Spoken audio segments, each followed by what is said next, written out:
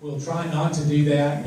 When the early, you early ones, I know exactly what you want to talk about. You want to talk about a power line, Iran, Planned Parenthood. I mean, those are the three things that you want to talk about. And so I want to open up a little bit by maybe addressing, just in my opening remarks, a little bit about the Iran deal.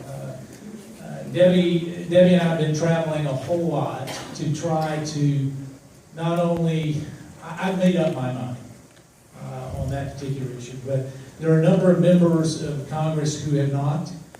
So we've been actively engaged to make sure that we can do all we can to, and many of you, when I made the motion to vacate, dropped what you were doing and you called our office.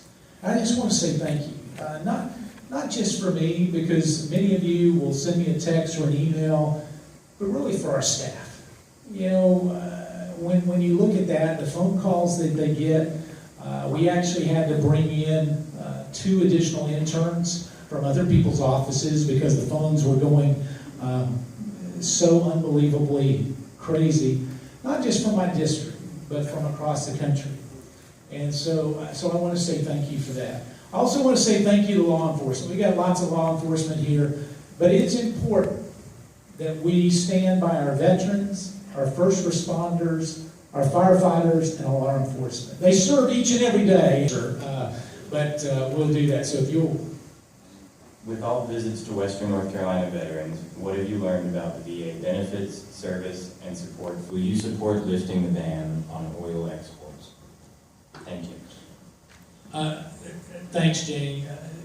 I think it's ridiculous that we allow with this nuclear deal the ability for Iran to sell oil to the rest of the world, and we handicap ourselves and don't sell the rest of the world our oil.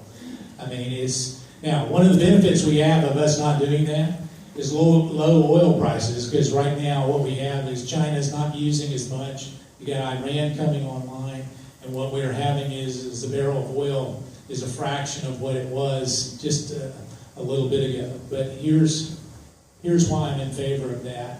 We have greater domestic supply than we've ever had in the history of our nation. It is one of those things that as we start to export oil, it takes away some of the incentive to be held hostage by Middle Eastern countries. And I say that because even though the majority of our oil doesn't come from there. Now, when I tell people that, they go, well, hold on, I thought the majority of our oil came from the Middle East or Saudi Arabia. Actually, it's from Canada. And so it's from this hemisphere, from Mexico and Canada, we get the majority of our oil. But with that, we have a good, reliable supply. And so being able to we export gasoline. So to not export crude doesn't make sense. And so I would be in favor of that.